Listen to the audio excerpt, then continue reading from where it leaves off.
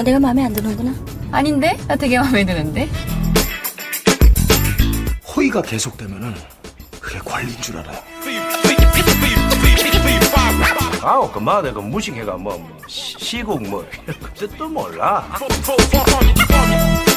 뭐 아들도 아니고 변해변해 그랬노.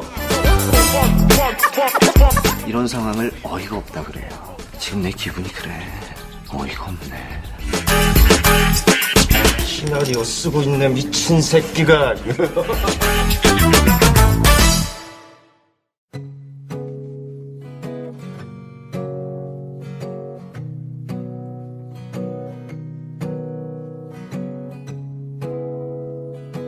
평론가와 일반인 사이 매력적인 영화 미생들의 유쾌한 영화 잡담 시네마스타 시작하겠습니다. 어서 오세요. 안녕하세요. 안녕하십니까. 네, 굉장히 오랜만인 것 같아요, 그죠?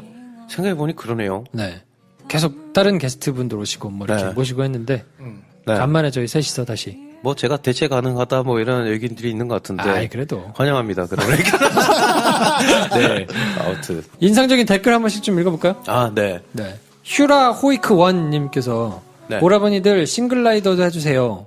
그리고 베로니카 76 야구조아님께서는 맨체스터 바이 더 씨 해달라고 이제 요청을 하셨는데 네. 영화가 워낙 많이 쏟아져가지고 네, 많죠, 지금. 네. 개봉한 영화. 지난주 이번주 개봉하는 게 많잖아요. 네. 시간이 좀 지나도 하면 의미가 있지 않을까. 저게 맨체스터 바이 더 씨는 사실 저 네. 개인적으로는 굉장히 좋아가지고 네, 이걸 좀 꼭 좀 포함했으면 좋겠다 했는데 황대리 출장이 겹쳐서 네. 물리적으로 시간이 조금 안 됐어요. 녹음하기 전에 네, 네. 영화를 이제 2개 보고 와야 되는데 물리적으로 이게 좀 쉽지 않아가지고 네. 저희가 어쩔 수 없이 건너뛰었는데요. 힘들었어요. 금요일날 도착해가지고. 영화가 줄어드는 시기가 오니까요. 그렇죠.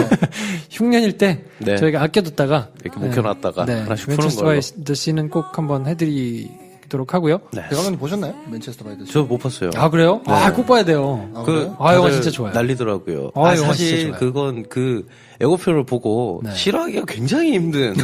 진짜. 야, 그래서 전 이거는- 예고편 안 봤는데? 일단 그 여주인공을 제가 너무 좋아하기도 하고. 아, 그래요? 여주인공 되게 안 좋게 나오는데. 안 좋게 나와요? 그 연기를 정말 잘하잖아요. 근데 너무 좋아요. 너무 좋았어요. 제가 네. 영화를 너무 좋았어요. 그거 사실 케이시 애플렉이 상을 받았죠. 상 받았어요. 이번에. 네, 나무주연상. 네. 베네플렉도 못 받았는데. 그게 또 약간 이슈가 있긴 했었는데, 케이시 애플렉이 과거 때문에. 뭐, 어쨌든. 근데- 주인공이 미셸 윌리엄스야? 네, 미셸 리비스. 영화가 굉장히 좋아요. 네. 그래서 또 그런 룩이랑 그런 형제, 뭐 하여튼, 뭐 지질이 공상인데 약간 좀 하여튼 그런 거. 좋아하거든요. 되게 네. 먹먹하고 네. 답답하고 네. 막 소리 지르고 싶은 영화인데 간만에 미셸 묵직한. 윌리엄스 되게 좋아하는데. 네, 굉장히 묵직하고 굉장히 좋은 영화여서 네. 제가 보고 너무 좋았어요. 네. 사실 개봉하자마자 봤어야 되는데, 제가 이제 막 병원 왔다 갔다 하다가. 그쵸. 그레이트 월, 뭐 이런 거 보는 바람에. 이건 저희가 아껴뒀다가요. 꼭 저희가 한번 해드리겠습니다. 이건 너무 좋았어요. 진짜 네. 저기 개봉하는 영화 되게 많네. 네. 지금 영화가 엄청 많아요. 막 지금 쏟아지고 있는 찰나에서 네. 지난주에 이제 저희 나오셔가지고 같이 방송해주신 네. 우리 조피디 네. 이제 회사에서 나온 루시드들이 망한 것 같아. 그것도 지금 다뤄줘야 되는데. 망한 것 같아. 어떡하냐. 모셔가지고 할까 했더니 네. 뭐 거의 지금 관에서 거의 다 내려갔어요. 넷플릭스에 어떻게 뭐 배급이 됐다 뭐 이런 기사를 내가 본 것 같긴 한데. 그래요? 근데 하여튼 너무 지금 성적이 너무 저조해가지고 네. 개문작도 로건. 조피한테 미안해요. 엄청난 기대작이고. 또 제가 기대하는 게. 이번 주도 많아요. 영화. 네. 라빠르망 제가 못 봐가지고. 라파르망 옛날 영화. 보고. 네. 전 기대하고 있는 게 이거거든요. 이렇게 파도가 지나간 자리. 파도가 지나간 자리. 그쵸. 신고질라. 고질라. 신고질라. 진짜. 그쵸. 그 심지어 그리고 안노 히데야키. 굉장히 오랜만에 굉장히 오랜만은 아니구나. 비지터란 영화가 불과 얼마 전에 있었으니까. 나이트 샤말란의 영화도 그냥 넘어갔어요, 우리가. 이스터 아이덴티티. 영화 너무 많아가지고. 우리 우리가. 리스트에 오기 쉽지 않아. 네. 이때 꼭 해야 되는 콩스컬 아일랜드. 뭐, 그렇죠. 그리고 또 미녀와 야수도 있네. 많아요. 실사판. 네, 굉장히 많아요. 네, 그렇습니다. 아무튼 그래서 저희가 좋은 영화들은 좀 묵혀뒀다가요. 해드릴 테니까 걱정하지 마시고. 네. 그리고 제가 보니까 여기 김프로님이 방송에서 답해주겠다고 듣고 만발한 댓글들 엄청 많던데. 많아요. 일단 답해주셔야 되는 거 아니에요? 그쵸. 네. 그 제작비 관련해서 얘기. 질문하신 분 계신데요. 네. 네. 그러니까 30억이 들었는데 티켓 수익이 30억이 나면 네. 뭐 어떻게 계산하는 거냐 그런 취지인 거죠? 그렇죠. 네. 그게 순수익을 계산 때려가지고 30억 순수익이 났다고 말하는 거냐, 아니면은 30억짜리가 BEP 넘겼다 했을 때 30억이 또이가 된 거냐, 이걸 궁금해해서 질문하신 분이 계시더라고요. 그러니까 제가 알고 있기로는 티켓 값을 10,000원 내고 만약에 사면 네. 그 중에 반절은 극장이 가져가고, 네. 뭐 반절은 뭐 지능기금 이런 거 떼고, 반절은 이제 제작사가 가져가는 네. 셈인데, 그 반절을 가져오는 그 돈으로 쭉 맞췄을 때 제작비 30억이 빠지니까, 네. 그 BEP라고 하는 시점까지는 그냥 집어넣은 돈이 딱 회수되는 시점이고, 그렇죠. 그 이상부터는 이제 순수익이 나오는 거죠. 순수익으로 돈이 벌린다는 얘기가 맞나요? 네. 이렇게 BP라고 하면 순제작비 아니라 총제작비. 네. 영화 마케팅 만드는 거랑 비용 마케팅 비용 전부 다 다 집어넣어서. 포함해. 네. 그래서 그때부터 남는 게 순수익이고 여기서 조금 더 한 발짝 더 들어가 보면 그 영화관에 반반 가져가는 거는 이제 개봉 초창기에 그렇고 이게 부율 조정이 들어가거든요. 네. 부율 조정이라는 건 반반 나눠 가다가 이제 영화 개봉이 장기적으로 되면 극장이 좀 더 많이 가져가고 이제 배급사에 좀 덜 가져가는 식으로 점점 조율이 돼요. 그러니까 숫자는 줄어들 텐데 우리가 네. 계속 틀어주니까 우리가 돈 좀 더 가져갈게. 그렇죠. 라는 거죠. 이게 뭐 극장이 갑질하는 게 아니라 미국에는 이게 더 활성화되어 있는데 이렇게 돼야 그 많은 영화들이 장기 상영이 가능해져요. 그렇죠. 그래서 뭐 질문에 정확한 답을 드리자면 1억 달러 제작비를 들인 영화가 1억 달러 수익이면 그게 똔똔인 건지 5천만 달러 극장 수익 분배 반반이라 봤을 때 5천만 달러 적자인 건지 뭐 이걸 궁금해하시는데, 영화 수익하면 관객수 곱하기 영화 관람료 해가지고 그 수익을 그냥 단순 계산해서 말씀을 드리는 거고, 네. 그 수익이 제작비를 넘기 시작하는 걸 BEP를 넘는다. 그때부터 순수익이 난다는 걸. 근데 이제 그런 거는 얘기를 하는 대부분 거죠. 기사에서 나와요. 네. 그러니까 이제 직접 제작 관계자한테 물어봐가지고, 네. 요게 몇 명 정도 되면 BEP다라고 얘기를 해주면, 이제 BEP를 넘었다 이렇게 얘기를 해주는데, 그렇죠. 그걸 공식적으로 밝히진 않거든요. 그렇죠. 그러니까 만약에 그게 공식적으로 안 나온 거는, 그냥 영화 수익인 거죠. 팔린 수익 이런 것만 그냥 계산해 그렇죠. 놓으니까, 그건 이제 어림짐작하는 수밖에 없습니다. 그렇죠. 네. 업계 얘기를 좀 더 하자면 제작자가 보통 기사에 밝히는 그 돈은 조금 올라가 있어요. 그러겠죠, 아무래도. 네.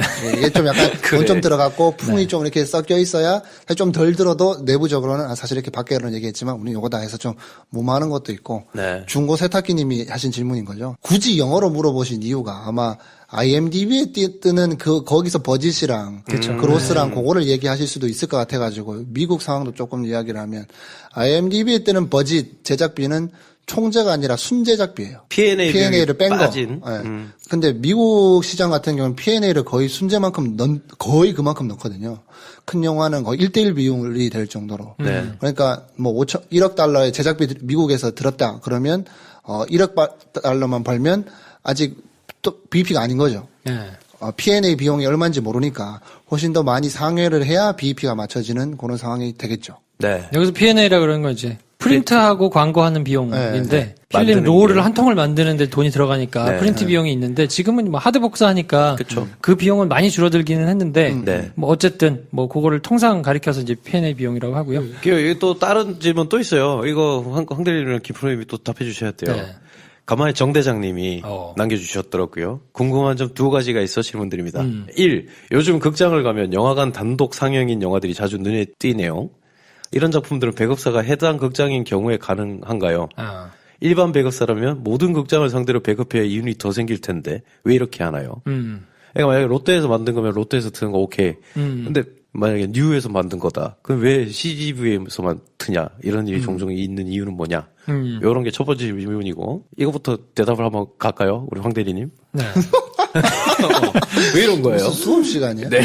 일단 4대 배급사에서 배급하는 영화는 단독 개봉을 할 필요가 없어요. 그렇죠. 기본적으로 사이즈가 큰 걸 갖고 하기 때문에 그냥 와이드 릴리즈를 하면 되는 건데 보통 이제 단독 개봉으로 걸리는 것들은 작은 배급사, 작은 수입사에서 갖고 온 영화들. 근데 그런 영화들이 여러분들 시야에 들어오는 게 몇 개 안 되겠지만 수없이 많은 영화들이 네. 들어오거든요. 그 중에 뭔가 좀 주목을 받고 싶고 사람들한테 좀 인지도를 쌓아가기 위한 여러 가지 방법들이 있지만 뭔가 자기가 가진 이 배급사에서 생각하기에 요거는 어떤 마케팅 포인트로 재개봉이거나 아니면 영화가 작아도 충분히 어필할 매력이 있다. 그 대신 내가 너희 극장한테만 줄 테니까 홍보를 열심히 해달라. 홍보가 뭐 별건가 싶겠지만 극장에서 대놓고 홍보를 밀어주면 어찌됐든 간에 세계 멀티플렉스 안에서 예매를 하러 들어오면 그게 보이거든요. 그렇죠. 정면에 먼저 우선해서 거기에 오는 엄청난 메리트를 갖고 가기 위해서 단독 개봉을 가져가게 되는 거죠. 그건 제가 답해드리려고 직접 배급사 관계자들한테 물어봤는데 네. 제일 중요한 거는 시간이랍니다. 그러니까 어떤 타임 많은 극장에 걸리면 극장에서는 뭐 지금 핫한 영화들이 대여섯 개 있으면 네. 가능하면 대여섯 개를 다 틀고 싶겠죠. 그렇죠. 근데 대여섯 개가 아니라 뭐 한 10개씩 되니까 네. 10개를 다 틀 수 있는 방법은 나쁜 시간에다가도 박아놓고 좋은 시간에도 박아놓고 이렇게 하면 숫자를 늘릴 수 있거든요. 이제 그렇게 되면 사실 아침에 한 번 하고 저녁 11시에 한 번 하고 네. 이렇게 해도 스크린 2개로 잡히는 건데 네. 그걸 배급사 입장에서는 좋아할 리가 없잖아요. 그렇죠. 그러니까 이제 배급사에서 제안을 하기도 하고 아니면 극장에서 배급사에다 제안을 하기도 하고 네. 그건 이제 상황에 따라서 다른데 한 영화관에다가 걸어주면 관수는 적더라도 좋은 시간대, 그러니까 프라임타임 시간대에 이제 걸어주는 이점이 몰아서. 있기 때문에 이제 그거를 보고 보통 딜을 한다고 하고요.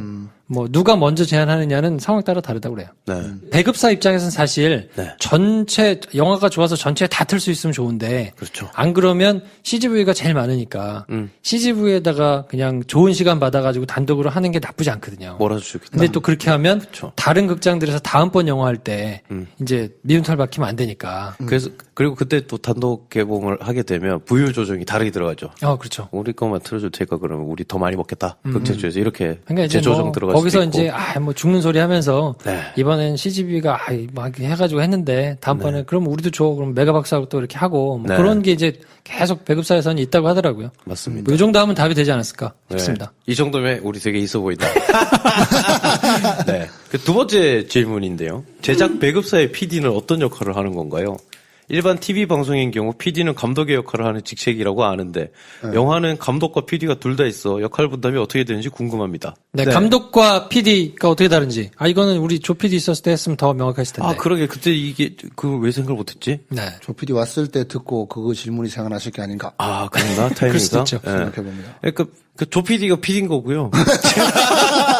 조 PD가 감독은 아닌 거죠. 네. 그러니까 방송국은 보시면 뭐 PD가 연출이잖아요. 그러니까 감독의 역할을 하는 거죠. 근데 영화에서는 그러니까 연출을 하는 사람을 PD라고 부르는 경우가 아예 없죠. 감독이 따로 있으니까. 감독은 연출을 하는 거고요. 그러니까 배우를 연기 지도를 하는 연출, 그게 연출이라는 뜻이고 PD는 프로듀서인데 아카데미 시상식 예로 들어보자면 작품상은 제작자가 받는 거고 감독상은 감독이 받는 거거든요. 그 그럴 것 방송국에는 직접 디렉터가 없어요. 디렉터가 없죠. 네, 그러니까 네. PD라고 불리는 사람들이 그 직접 디렉팅도 하고 네. 뭐 행정적인 뭐 이런 것까지 다 맡아가지고 책임도 네. 지는데 영화에서는 그게 나눠져서요. 네. 디렉팅을 하는 사람만 따로 있고 네. 이제 행정적으로 뭐 이렇게 짜고 돈과 관련돼 가지고 살림을 꾸리는 것까지를 다 하는 사람이 PD인 거고요, 프로듀서인 거고요.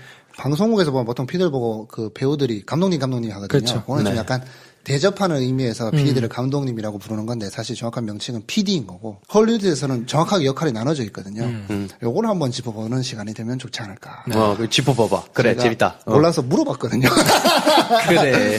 헐리우드 하는 사람한테 물어봤는데 약간 헷갈릴 수가 있는 게 요번에 딱 드러났잖아요. 저도 요번에 보면서 저도 확실하게 정리된 게 뭐냐면 문라이트 그 사태가 발생했을 때 종이 쪼가리 보여줬잖아요.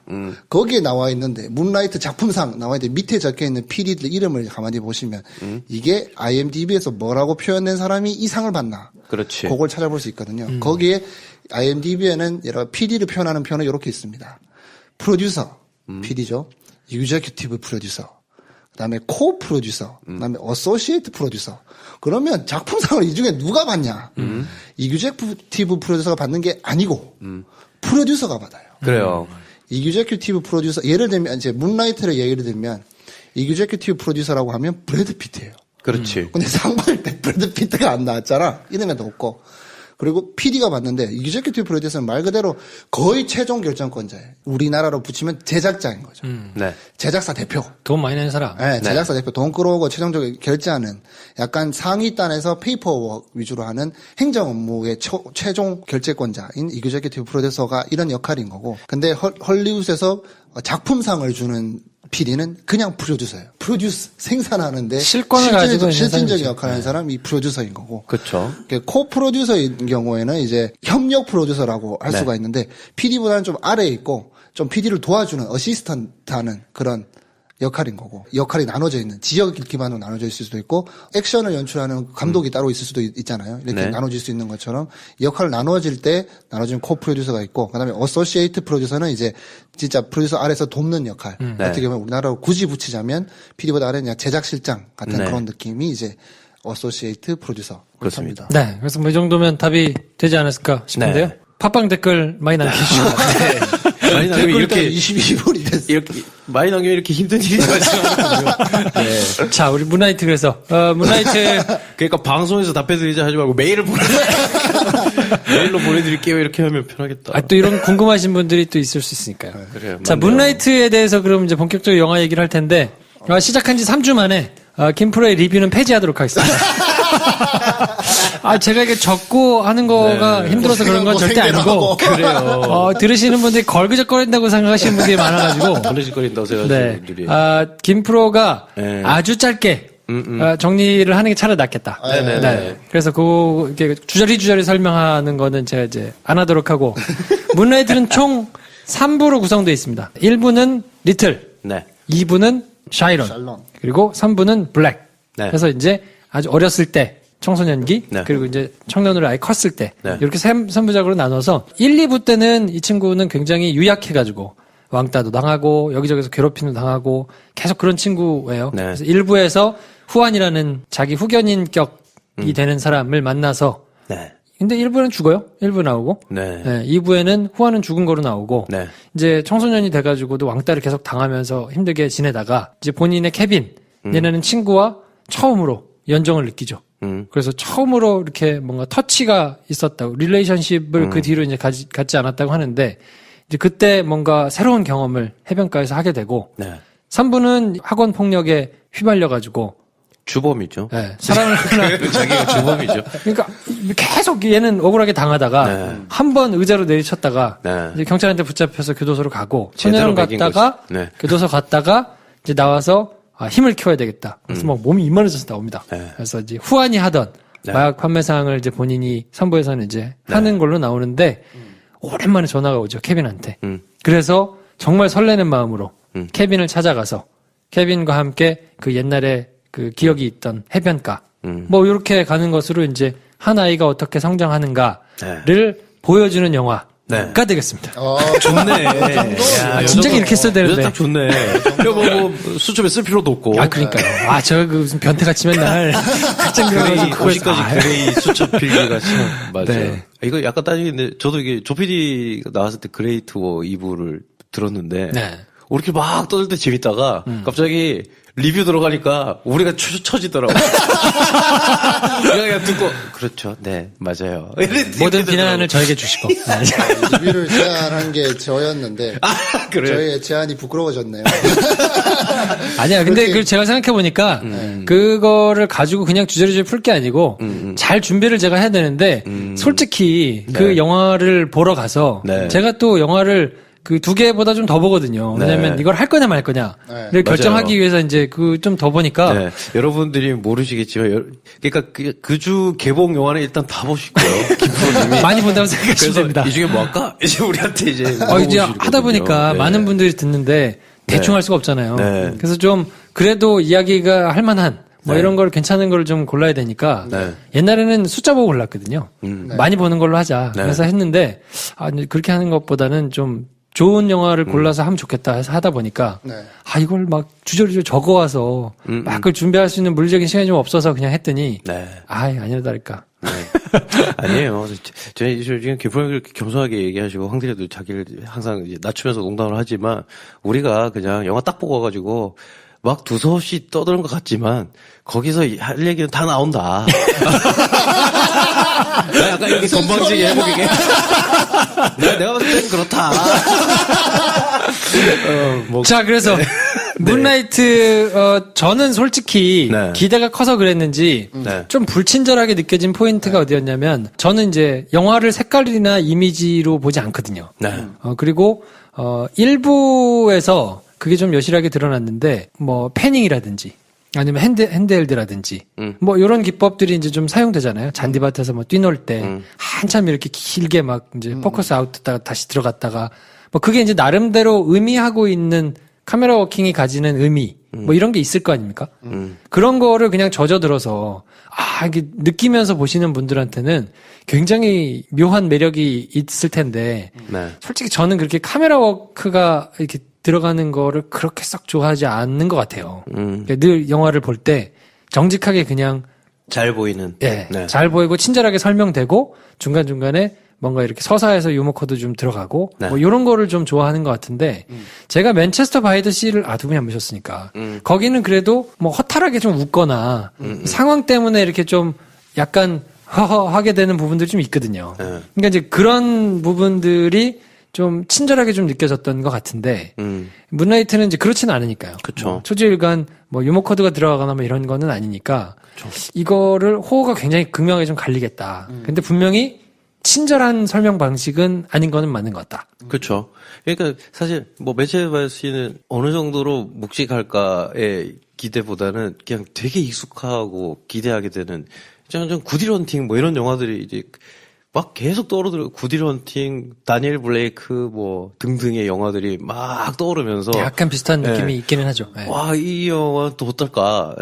익숙한 그림이 그려지는데 문라이트는 익숙한 그림이 일단 애초에 안 그려졌고 그렇죠. 네. 봤더니 역시나 그렇고 근데 그게 이제 사실 저도 저한테 완전히 가슴 깊게 와닿진 않은 게 그 리틀 편에서 케빈이랑 막 이렇게 장난치고 싸우는 걸 가르쳐 주는 것처럼 하면서 찍잖아요. 이 핸드헬드로 막 몸을 훑잖아요. 잔디밭에서.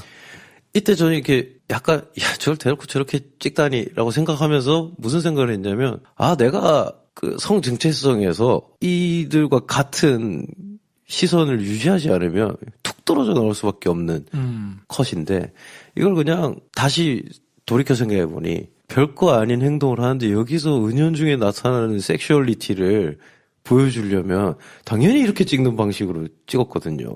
이걸 남자 여자 꼬매 애들이라고 생각을 해보면 멀리서 잘 보이는 컷으로 찍으면 아무런 느낌도 없었을 텐데 그럼 아예 카메라로 막 얘네 몸을 훑고 얘네 그 거친 숨소리와 싸우는 것도 아니고 지금 서로 뒤엉켜서 사랑을 나누는 것도 아닌 것처럼 찍힌 이 방법이 사실은 그렇게 특이한 방법은 아니거든요. 굉장히 익숙한데 이게 흑인 남자 꼬마 둘이 이러고 있는 거 이렇게 찍어 놓으니까 이상한 거예요. 그래서 되게 그냥 낯설었어요. 네. 근데 영화 전체가 낯설게 느껴진 게 이유는 그거 하는 것 같아요. 나는 흑인을 영화에서 본 게 오늘 처음인 것 같다. 그 전까지는 그렇게 안 봤는데 오늘이야말로 처음으로 흑인들이 어떻게 사는지를 보여주겠다고 작심한 그 얘네가 이럴 때 이런 걸 느낀다고 작심하고 보여주려고 한 사람이 보여주는 흑인의 얼굴을 처음 본 것 같다. 이런 생각이 드니까. 지금 뭐 카메라 웍 얘기가 나와서 그러는데 사실 이게 이런 부분에 제가 지금 말하려고 하는 부분에 불편함을 느끼는 분들이 몇이나 될지 모르겠는데 저는 처음에 그 길게 이어지는 패닝으로 이어지는 쇼트 있잖아요. 굉장히 불편했거든요. 다른 이유가 아니라 기술적인 이유로 되게 불편했는데 젤로 현상 때문에 저는 그게 보이면 진짜 너무 불편하더라고요. 그래서 디지털 카메라로 찍는 경우에 패닝이라는 그 카메라 웍을 쓰는 게 과연 맞나라는 생각까지 저는 요즘에 하고 있는데 왜냐면 이렇게 길게 이렇게 카메라 옆으로 돌리는데 틱틱틱틱 끊겨요. 그러니까 이게 저는 그거부터 일단은 시각적으로 불편해가지고 이게 극장이 문제인가? 아니면 찍을 때는 문제가 없었나? 저는 이 생각을 하고 있더라고요. 그래서 그 방식 자체가 감정이입하는 데 좀 방해하는 게 저는 개인적으로 좀 있었고. 그 다음에 이 2부 영화가 어떻게 보면 그냥 쉽게 얘기하면 성장 영화라고 했을 때 일반적으로 기대하게 되는 여러 가지 꼭 설명되는 기대하는 그 지점들이 생략돼 있으니까 그 부분에 있어서 되게 불친절하게 느낄 수 있을 것 같아요. 방금 얘기했던 섹슈얼리티를 나타내는 방법이 몸으로 뒹구는 거라고 하지만 근데 저는 그거에서 저도 캐치를 못했고 엄마의 대사를 듣고 내가 늦었구나 싶었던데 제 걷는 거는 뭐라고 그 말 한마디로 자기 아들에 대한 성 정체성을 표현을 그냥 직접적으로 하는 게 그거밖에 없잖아요, 사실. 뒤에 행동으로 보여지는 거 말고는. 근데 제가 그 주인공이 그렇게 몸을 흩어서 카메라로 보여주고 그렇게 막 잔디밭에서 뒷구는 걸 보여줘도 전 그때까지 그걸 모르겠더라고요. 그렇지. 근데 그러니까 이 영화가 방식이 불친절해서라고 생각을 할 수가 있는데 사실 그게 아니라는 거죠. 그게 만약에 백인 금발 남자 여자였으면 바로 캐치했을 거라고. 그게 우리한테 낯선 거죠. 그렇지. 그러니까 이게 방식의 문제였던 건 아닌 것 같고 이를테면 사실은 제키 같은 영화인 것 같은데 제키보다 훨씬 더 불친절한 것 같거든요, 이 영화가. 그렇죠. 네. 근데 제키는 우리가 익히 아는 사건이니까 그렇게 된 거고 거기다가 뭐 우리가 적극적으로 지금 해석을 해주려는 의지가 있으니까 그 빈 걸 알아서 메꾸거든요. 근데 사실 그것보다 불친절했다고 보기 힘든 게 제키는 굉장히 특수한 상황에 놓인 애를 보여줬고 얘는 우리가 너무 뻔하게 잘하는 애예요. 할렘가에서 살다가 결국 마약 파는 흑인의 얘기인데 우리가 여기 낯설게 느꼈다니. 그럼 저는 여기서 이제 영화적인 묘가 있는 것 같아요. 어떻게 보면. 안 그러면, 야, 저거 너무 유치하고 뻔한 아침 드라마 같지 않아? 라고 했을 수도 있겠다. 이걸 일반적인 장면으로 편한 영화로 찍었다면, 저게 무슨, 제가 그러니까 그냥 게이라서 조금 특이한 거지. 이거 너무 뻔한 영화 아니야? 이렇게 했을 때 우린 변호할 수 있는 기회가 별로 없었을 텐데, 이 영화는 그렇지 않다는 거. 그러니까 마지막에 그냥 달빛 색깔, 얘의 표정 뭐 이런 게 훨씬 더 많은 걸 얘기할 수 있게 만든 영화가 아닌가. 불친절하게 느낄 수도 있다고 생각되는 지점은 지금부터 얘기하려는 건데 어떻게 보면 성장 영화라고 하면 크게 기대하는 지점이 저는 한 두 가지 정도가 있는 것 같은데 첫 번째는 나한테 엄청나게 영향을 줬던 사람이 부재하게 되는 상황. 거기서 내가 혼자 서야 되기 때문에 그렇죠. 거기와 그다음에 그렇게 해서 고통을 이렇게 여러 가지 삶의 정체성을 이어가다가 내가 성장하게 되는 과정. 두 씬이 없죠. 두 씬이 없어요. 제가 그냥 단어로 말하자면 장례식 장면과 깜빵 씬이 없어요.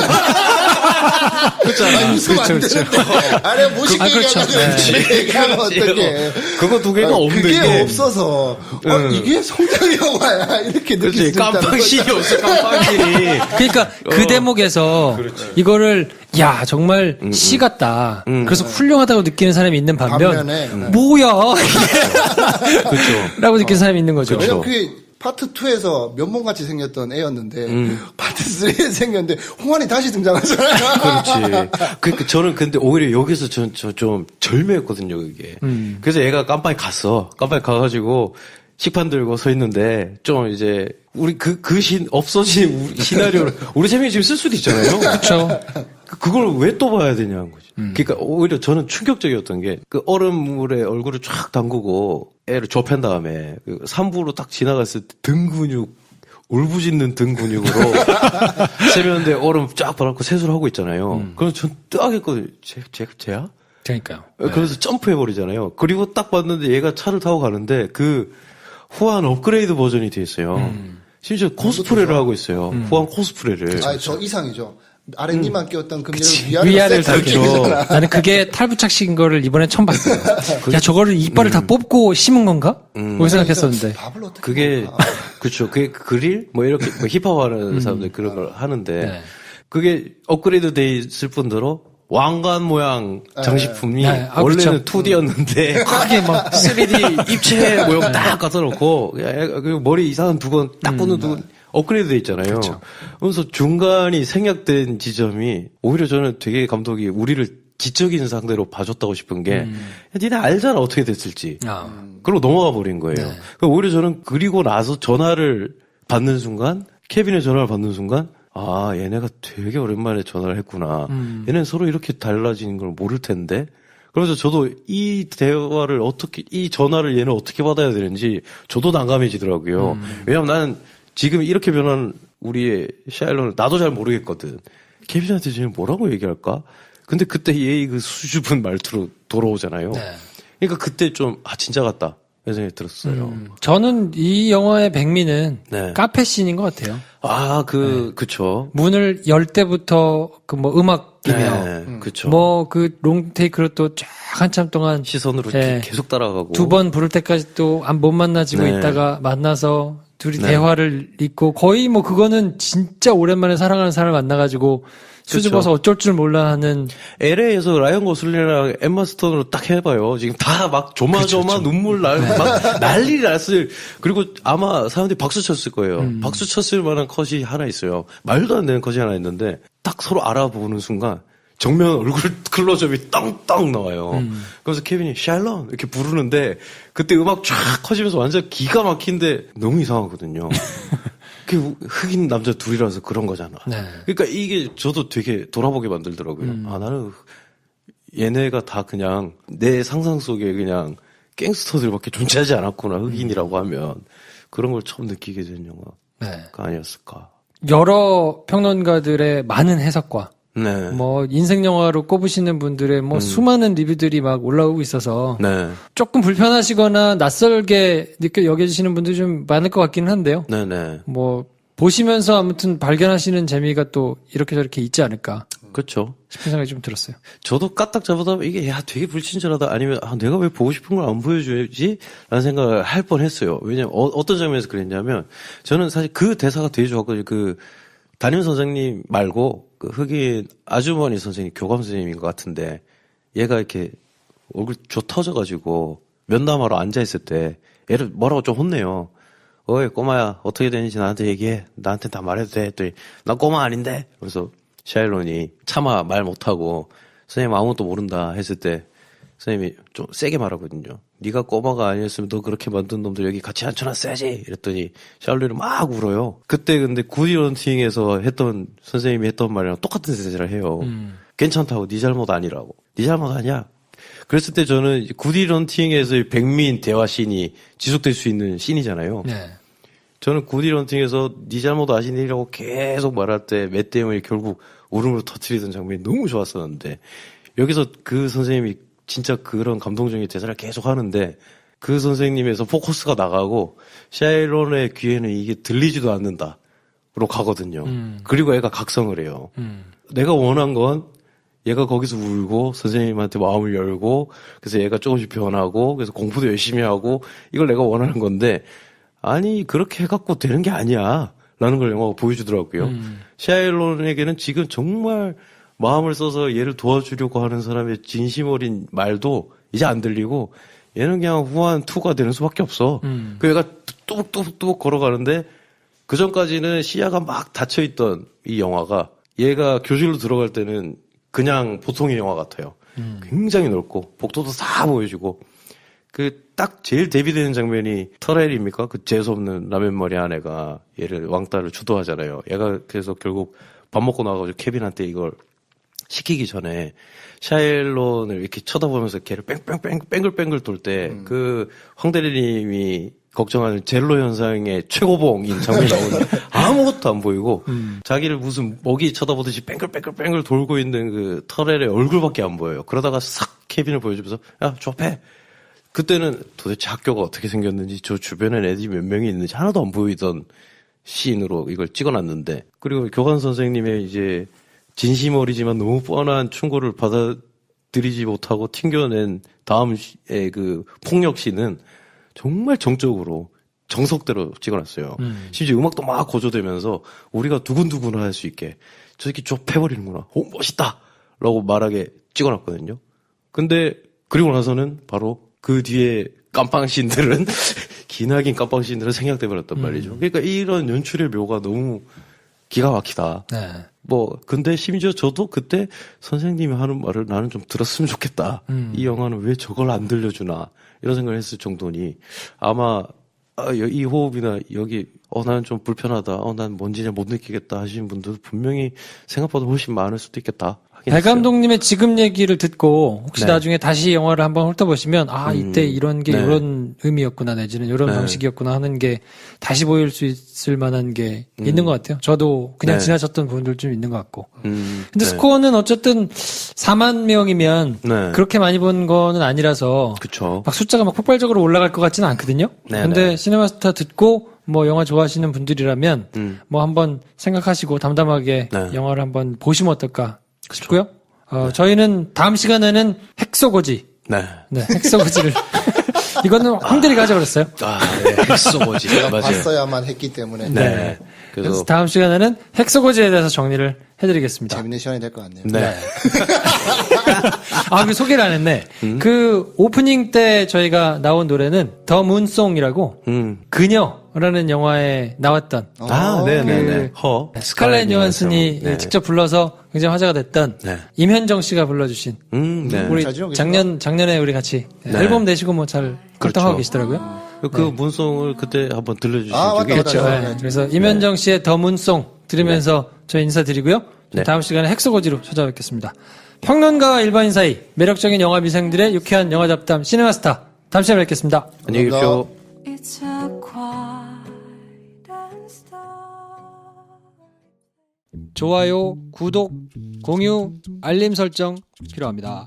필요합니다. 안녕. 안녕.